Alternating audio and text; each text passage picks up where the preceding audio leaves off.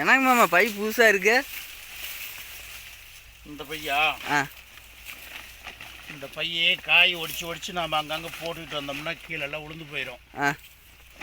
இது மாதிரி இதில் வந்து கம்பி ஒன்று கொடுத்துருக்குறேன். ஓகே மாமா. கம்பியை கொடுத்து வளைச்சி கட்டி ஒரு கவர் ஒன்று போட்டுக்கிட்டோம்னா நாம் வந்து எடுத்து அப்படியே சொருவிக்கலாம். வெறும் பையை மாட்டினோம்னா இந்த மாதிரி இருக்காது.